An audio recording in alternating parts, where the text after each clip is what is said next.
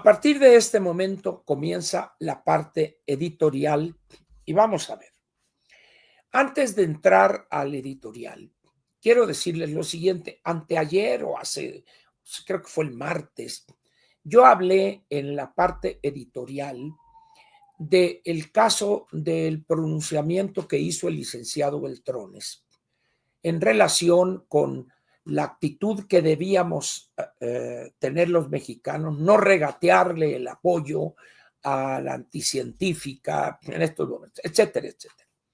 Yo emití mi opinión crítica y expresando de manera abierta y con la franqueza con la que nos hemos tratado desde hace muchísimos años, que no estaba de acuerdo, que pensaba que era un error y que en estas condiciones, el pleito que ha tenido con Alejandro Moreno, etcétera, que había llegado el momento de un retiro en un momento como este, ya senador de la República, podía pedir su licencia, irse a disfrutar de sus dos nietecitas, ya casi unas señoritas, ambas, viajar, leer, quizá escribir sus memorias o dictar sus memorias, es decir, tendría una gran cantidad de actividades, pero ya la política abierta es mi opinión personal.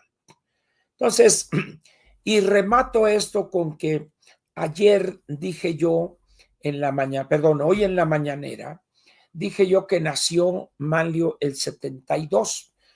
Me sucedió algo que los sonorenses llamamos me embarullé. Así lo decimos, es decir, me confundí, me tropecé, me equivoqué, pero la expresión sonorense es, mira, el ángel se embarulló, dicen, bueno, pues me embarullé y cambié la fecha o el año de nacimiento de Manlio. Manlio nació el 30 de agosto del año 1952, de tal manera que en 2 meses prácticamente, o 1 mes y días, va a cumplir el 73 años. Ofrezco por ese error una disculpa. Muy bien, ahora sí, entramos a la parte editorial. Irán, el viejo imperio persa. Los Estados Unidos y los ingleses promovieron un golpe de Estado cuando gobernaba un personaje nacionalista. No se decía todavía antiimperialista, pero un personaje nacionalista, el señor Mossadegh. Este señor generó un gran rechazo por parte de estas dos potencias, Estados Unidos y el Imperio Británico, o ya el Reino Unido, porque se atrevió él a tocar el petróleo en beneficio del pueblo o de la sociedad iraní. Eso generó, como se estilaba en aquel entonces, una situación extrema y le dieron un golpe de Estado a Mossadegh. Y pusieron en su lugar, muy jovencito, al Shah Reza Pahlavi, que duró hasta el sexenio de López Portillo, 77, 78, una cosa, porque el Shah, el 79, creo, cuando vino la revolución de estos ayatolas, y se viene a México y estuvo un tiempo ya con un cáncer terminal. López Portillo, no sé si presionado por los norteamericanos, el caso que lo recibió, estuvo en Cuernavaca un tiempo muy corto y luego se fue, porque como que le dijeron, ¿sabe qué? Mejor váyase. Y se fue y falleció, tengo entendido, en los Estados Unidos. Cuando llegó aquí, tenía un cáncer muy avanzado. Lo curioso es que al dar el golpe de Estado patrocinado por los Estados Unidos y el Reino Unido, colocan en el gobierno al Shah Reza Pahlavi y llevó a cabo una gobernación pues que muchos no esperaban, secular, civil, es decir, no teocrática como los señores loquitos estos que viven en el siglo VII de nuestra era. Un hombre que se abrió a Occidente. Las mujeres tuvieron las mejores oportunidades para trabajar, para estudiar, para incorporarse a la vida normal.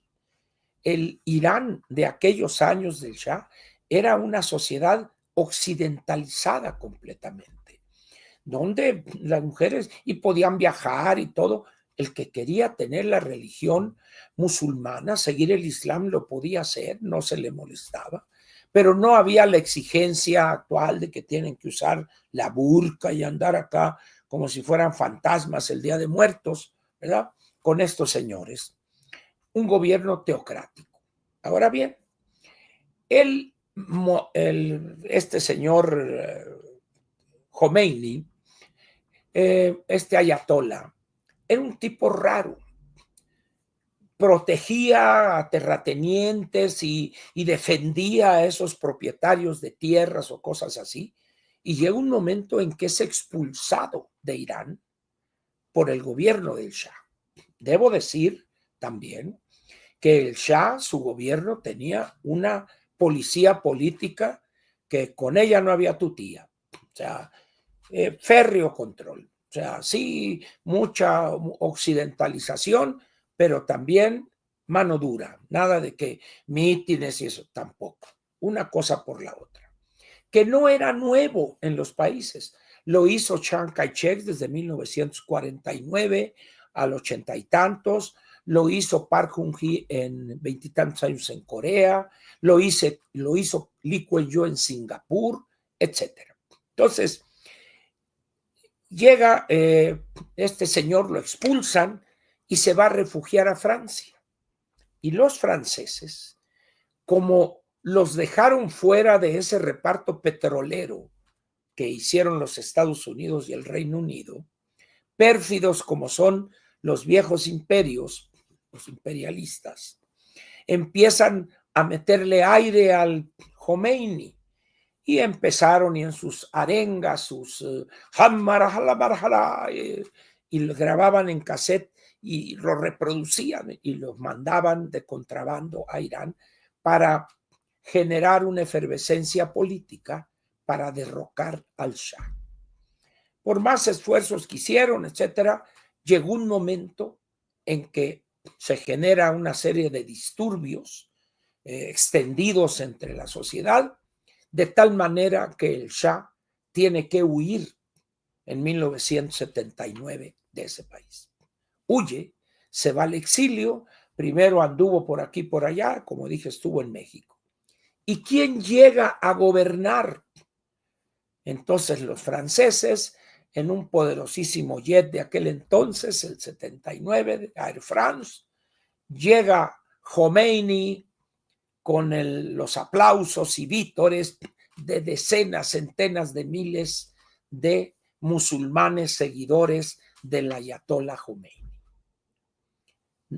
No Khomeini, Khomeini es el actual, en aquel entonces era ayatollah Khomeini, y llega, y en ese momento empieza la etapa más oscura de Irán. Un estado teocrático, un estado de loquitos. El Islam tiene dos grandes divisiones. Cuando muere Mahoma ya por el 733, una cosa así, ya de nuestra era, hay un pleito entre un primo y creo que un hijo de Mahoma. No se pudieron poner de acuerdo para repartirse el pastel, entonces cada uno se llevó sus gansitos y la facción, que creo que la de los iraníes es los sunitas, y si estoy equivocado, son los chiitas, una de las dos.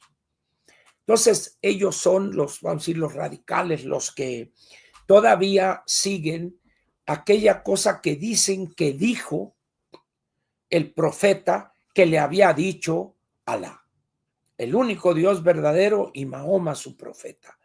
Y el profeta les dijo a aquellos antes de morir, hay que salir a acabar con los infieles, así sea de manera violenta. Imagínense ustedes en el lugar donde estaba, no me acuerdo cómo se llama esa ciudad, Qom o algo así, en el territorio actual de Irán, creo. Y ¿de qué tamaño sería para ese grupo el mundo en ese entonces? ¿Cuántos serían ellos? 50,000, 100,000, estamos hablando de hace casi 2,300 años. Vamos a suponer que hayan sido 100,000 para no equivocarnos. En aquel entonces, esa consigna de salir a matar a los infieles tenía cierta lógica. Pero hoy, 1,300 años después, cuando el planeta tiene 8,000 millones de habitantes, ¿cómo va a tener sentido eso, salir a matar a los infieles? Bueno, pues esa es la visión de esta facción islámica que encabezada por estos loquitos de Irán. Son tan radicales que si ustedes emiten una opinión negativa sobre el Corán y lo escuchan, se riega la voz y hay una fatua en contra de ustedes para que lo maten. Lo que le ha pasado al escritor Salman Rushdie con aquella novela que escribió que se llama Versos Satánicos, porque hay una figura ahí literaria, una cosa ahí casi poética, donde aquellos lo interpretaron como una ofensa al Islam y órale, y tenía que vivir protegido. Recientemente, un loquito de estos, un cuchillo y perdió un ojo y anda ahorita con un ojo parchado, pero salvó la vida milagrosamente. Estas personas, estos imames, estos ayatolas, son los que gobiernan Irán. Tienen petróleo, estuvieron fuera del mercado petrolero durante algunos años, pero llegaron, bueno, pues también vamos a darle chance y empiezan, y en vez de aquellos de comportarse como los niños buenos que perdonó la maestra en la primaria, siguieron con más fuerza. Y empiezan a financiar organizaciones terroristas, Hezbollah, que está en el Líbano, y en Gaza, que está Hamas. Asesinos los integrantes de ambos grupos. Financian también a los hutíes, estos piratas que se apoderan de barcos, etcétera, y a los yemenitas que también andan causando problemas ahí. El resto de la población árabe está repartida principalmente en Arabia Saudita, que es el partido y la economía más grande en el Medio Oriente, y los Emiratos Árabes, que son 7, no sé sus nombres, Dubái, Qatar, Bahrein y otros 4, son 7 ahí, y que tienen mucho petróleo. Pero, ojo, han entendido que el petróleo es un recurso que en cierto número de años ya no va a tener el precio que tiene ahorita. ¿Por qué? Por el desarrollo de las energías alternativas, la eólica, la fotovoltaica, el hidrógeno verde, etcétera, etcétera. Entonces, ¿qué hacen estos iraníes? Quieren acabar con el mundo, quieren controlarlo y generan en una región estratégica para el mundo por los volúmenes de petróleo que tienen las reservas probadas. Es un peligro. Y con armas nucleares el peligro es mayor. Están locos estos. Están locos. No hay posibilidad de razonar con ellos. Entonces, en esas condiciones, ¿qué es lo que sucede? Ellos han estado luchando siempre y patrocinando terroristas para acabar con Israel.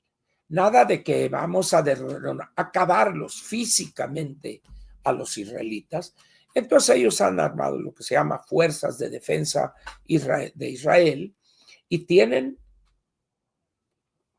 una poderosísima fuerza aérea, grandes avances en materia tecnológica y, de acuerdo con sus fuentes de inteligencia e información recabada, ya estaban a punto de reunir la cantidad de uranio refinado para construir su primera bomba atómica, supongan, bomba nuclear. Entonces Israel dice, es el momento ahorita de darles un tentempié. Y es como empieza estos ataques, donde el presidente Trump ha anunciado ayer que va a decidir de aquí a 2 semanas si les da el golpe traidor, acaba con ellos o encuentran un arreglo. Ha habido en los últimos quizá 20 años varios intentos de un acuerdo. todos han fracasado por la actitud de estos individuos fundamentalistas. Eso es lo que hay en relación con Irán. Ahora, entremos al otro tema que quería plantear con ustedes hoy y quiero plantearlo. Seguramente han leído en los últimos días, cuando estuvieron estos delincuentes llamados maestros democráticos, que estuvieron en la Ciudad de México, exigieron que se abrogara la nueva ley del ISSSTE del año 2007 y también la otra que creo que fue del 2017, una cosa así. Que se vayan al cajón de los trebejos, de los tiliches, es decir, regresar a la vieja situación del sistema de reparto y que les bajen la edad de retiro mínima y el número de años trabajados, etcétera, etcétera. Muy bien. El problema planteado así, un grupo pequeño de maestros frente a la población, pero resulta que ustedes no pueden hacer leyes para grupos específicos. Las leyes tienen que ser de aplicación general. Entonces, de haber una abrogación de esas dos leyes que exigen estas personas, tendría que beneficiar a todos los trabajadores del sector público federal, evidentemente. Muy bien. Pero total que a ellos que te bajas y que el 2031 a tantos años, etcétera. ¿Por qué es un absurdo eso? Porque la expectativa de vida de las personas en el mundo actual va en constante avance, no en constante retroceso. ¿Por qué? Porque la medicina, los nuevos sistemas de salud pública, la prevención, vacunas, etcétera, etcétera, y las condiciones materiales de vida ha llevado a la población en los principios de los años 50, quizá la expectativa de vida al nacer en México era de 50 años, y ahorita, si bien bajó con la pandemia, pero ya estábamos en el error de 77, 78, y seguramente en 3 o 4 años más posiblemente recuperemos eso y vamos a ir creciendo. De tal manera que alguien que quiere trabajar menos años para vivir pensionados más, no hay sistema de pensiones que aguante eso. Por eso hay un gran problema en Europa con todos los países, todos, no nomás unos cuantos, todos. ¿Por qué? Porque ellos se pensionan a los 60 o 62 años en el caso de Francia. Macron batalló y con un decreto subió a 64. Pero los franceses viven en promedio 80 y tantos años. Y como no tienen cuentas individuales, todo va con cargo al gobierno. En esas condiciones, pues, las pensiones, unos estudiosos, en este caso el doctor Piñera, que era hermano del que fue presidente de Chile, con un grupo de estudiosos desarrollaron el sistema de cuentas individuales, que uno tiene que ahorrar para construirse su propia pensión. En algunos casos hay una aportación gubernamental, en otros hay gubernamental más patronal, más un poquito de los trabajadores. Pero aquí en México, por ejemplo, la aportación de los trabajadores es prácticamente nula. El 1.5% o 1.25% de su salario base de cotización. De tal manera que el peso casi total de la formación de esa pensión recae en el patrón. Eso encarece la mano de obra, lo encarece, eleva su costo en cualquier empresa. Entonces, cuando ahora en el sector público estos delincuentes culiempinan, se burlan del gobierno federal y el gobierno federal cede y no les explica con naranjas y miren así, así, asado, ¿y qué hacen? Sí, hombre, sí, autorízaselos a la chica, ya no vamos a estar nosotros. Les cuento una anécdota. En el año 2015, cuando era presidente el licenciado Enrique Peña Nieto, hubo una reunión de la Coparmex, de creo que integrantes de sus consejos regionales, alguna cosa así. Hubo una reunión ahí en el Four Seasons y asistió en aquel entonces el que fungía como secretario de Hacienda, el doctor Luis Videgaray Caso. Muy bien. Entonces, como se estila en esos casos, se purgaban las preguntas. Es decir, llene usted en un papelito lo que le quiera preguntar, diga su nombre y ya se recogen acá. Y entonces hay una persona que dice esta no, esta sí, esta no y esta sí. Y hubo una pregunta sobre pensiones, porque estaba en esos días de moda la cuestión de las pensiones como una bomba de tiempo. Entonces, oiga esto, ¿y cuándo va a estallar? Entonces le pasaron esa pregunta al doctor Videgaray. Y entonces dice que hay una pregunta de Pedro Fernández y dice, ¿cuándo va a estallar la bomba de tiempo de las pensiones? Y dijo el doctor Videgaray, pues miren, efectivamente las pensiones son una bomba de tiempo, pero en este gobierno no va a estallar esa bomba y tampoco en el siguiente. Y hasta el otro va a estallar. Hacemos números.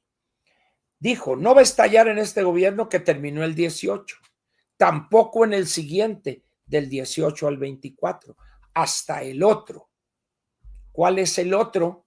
El que estamos hoy viviendo.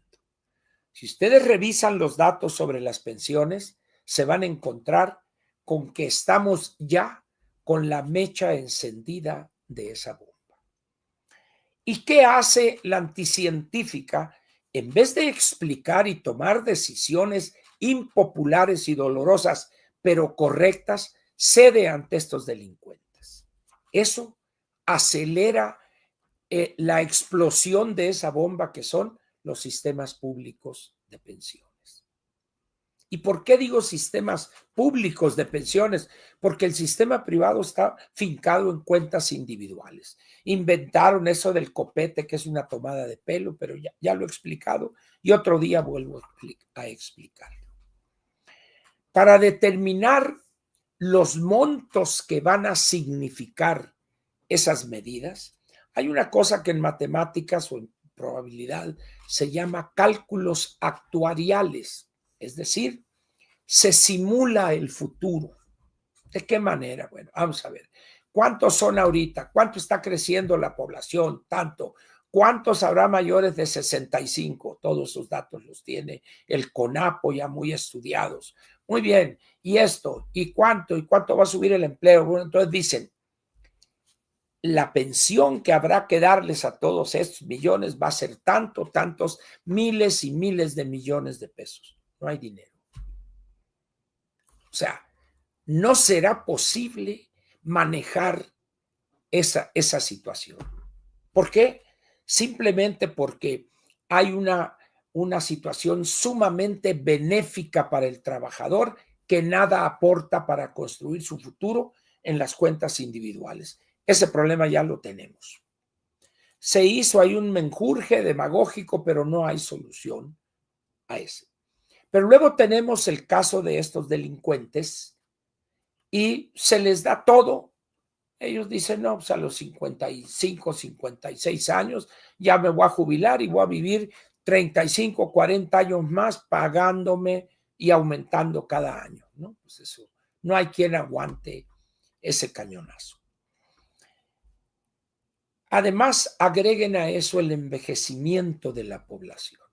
Cada vez tenemos más viejos, pero cada vez hay menos niños. Eso quiere decir que habrá menos aportantes al erario, por lo tanto habrá menos recursos para que el gobierno costee o sufrague los servicios médicos y las pensiones de millones y millones de mayores de 65 años. Pero estos están pidiendo pensionarse a los 58 o 56 años. El sistema de reparto ya se ha demostrado en muchos países que es inviable.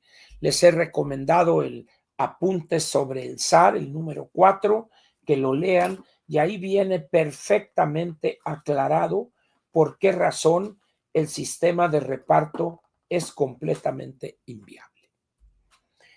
¿Qué hacer ante las pensiones entonces? Hay una cosa que se llama la modalidad 40, que un grupo de vivales está promoviendo entre mucha gente. Y es alguien, vamos a suponer, la modalidad 40 es un instrumento plasmado en la ley para que aquellas personas que les falta un cierto número de semanas para pensionarse, porque antes se exigían 1,250 semanas. Entonces, con la informalidad me salgo, entro, etcétera. Entonces, la modalidad 40, usted paga el seguro voluntario. Te paga mensualmente o bimestralmente la lana. Pero, ¿qué hacen esos vivales? Hubo un error en la redacción de la ley.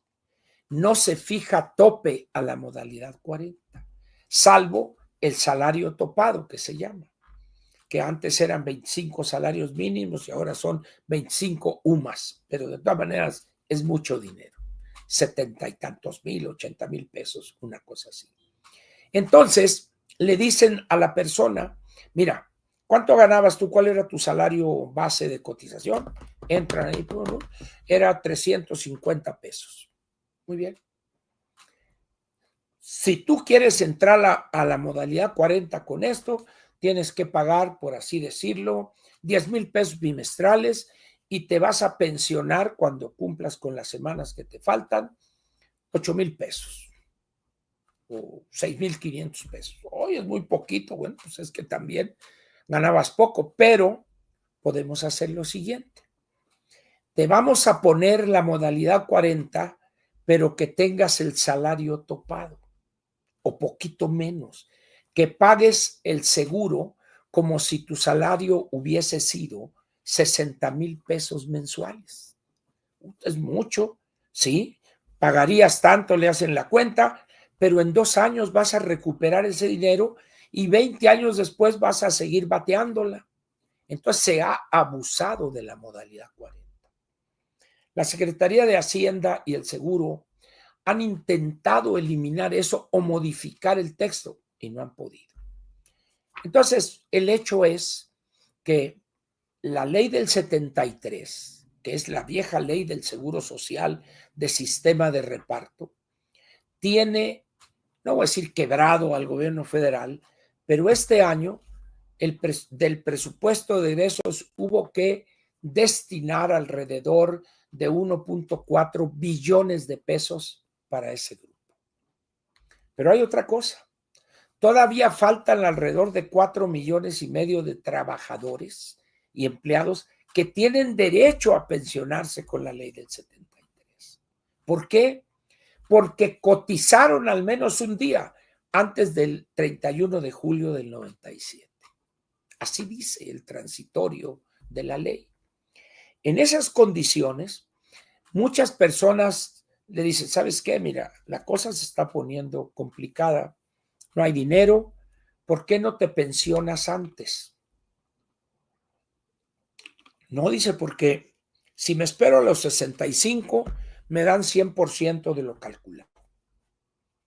Pero si me adelanto un año, me van a dar el 90%. Si esto, hasta llegar, por decir algo, a que me den el 80% de lo que me toca. No, hombre, no, mejor me espero. Es un riesgo que tú vas a correr. Pero muchas empresas han hecho esto. A ver, a cómo están las cosas, vamos a hacer esto. Pensiónate a los 61, en realidad es a los 60 más 6 meses, ya se considera 61 años.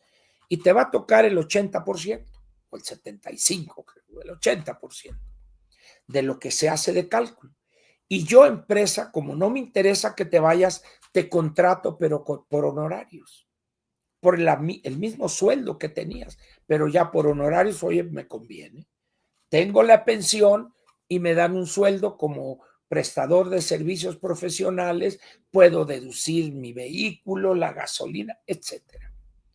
Entonces, eso está golpeando a las finanzas públicas, porque se están pensionando antes de tiempo, cuando lo correcto demográficamente sería que la edad de 65, los cálculos actuariales hablan de 70 a 72 años. Entonces, el problema de las pensiones es el problema más grave que enfrenta el Estado mexicano. El problema más grave, más que la corrupción, más que el crimen organizado, las pensiones. Yo me he cansado de tratar este tema, les he explicado, dado pláticas, les digo a los jóvenes y me dicen algunos, mire, licenciado, 65 años, ya quisiera estar vivo yo, no sé si los voy a vivir. Ante eso, no puedo ofrecer la seguridad de la vida eterna. Está bien, dices, no prepares tu pensión. La población económicamente activa, es decir, aquellos mexicanos que estarían en condiciones de trabajar de acuerdo con la Ley Federal del Trabajo, son en este momento alrededor de 55, 56 millones. Pero solo 22 y medio millones están en la formalidad. Están cooperando para su Afore, para Infonavit y para el IMSS. Por lo tanto, cuando se pensionen, sea por cesantía o por vejez, van a tener, así sea una pensión pequeña, el seguro de gastos médicos para ellos y sus dependientes. Pero ¿qué va a pasar con aquellos 30 millones que no van a tener pensión ni servicio médico? Algo tendrá que hacer el gobierno, pero no va a tener dinero. Pero todavía habrá trabajadores como usted, de 35, 40, 45 años, cautivito, ñacas, le subo los impuestos. ¿Para qué? Para mantener a aquellos que dilapidaron todo y que nunca se preocuparon por construir su propia pensión. El problema entonces de las pensiones pasa de ser un problema financiero por atacar, debilitar las finanzas públicas, más un problema político. Imagínense dentro de 3, 4 años, cuando se pensionen ya con las cuentas individuales 250,000 o 300,000 trabajadores y empleados. Y como ganaban poco, les salgan con la pensión mínima 4,400 pesos o pongan ustedes 5,000 pesos. Y dicen, no, pero el Fondo del Bienestar va a ponerle el copete hasta el salario promedio del IMSS. Vamos a suponer que en 5 años ese salario promedio sean 20,000 pesos. Y si mi pensión calculada con lo ahorrado son 5, 6,000, 7,000 pesos, el gobierno me va a dar 13,000 pesos. Durante los siguientes 25, 30 años que viva, no hay dinero que alcance. Que hagan los cálculos que sea, no hay dinero que alcance.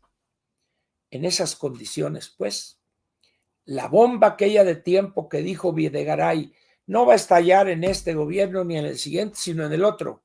Tenía toda la razón. Donde estaba equivocado era que el gobierno de Peña Nieto y el siguiente debían tomar medidas para evitar esa bomba de tiempo, para que se cebara esa bomba de tiempo. Pero meterse al problema de las pensiones es un problema que va a generar que el gobierno en turno pierda las elecciones siguientes, pero se salve el país. Los políticos mexicanos, en su sinvergüenzada e ignorancia, prefieren salvarse ellos, patear el bote y que se chingue el país. Ese es el problema de las pensiones. Si usted tiene 55 años, 60 años, póngale 55, hay un problema fuerte de aquí a que cumpla los 65. No sabemos qué va a pasar en 10 años, pero usted no puede pensionarse a los 55. Entonces, ese va a ser el problema político, que puede estallar la bomba y usted tendrá 60 años y no se podría pensionar todavía. Por eso es importante averiguar sobre su pensión, hacerlo, informarse. Lo he pedido una y otra vez y nadie me pela. Pues ni modo.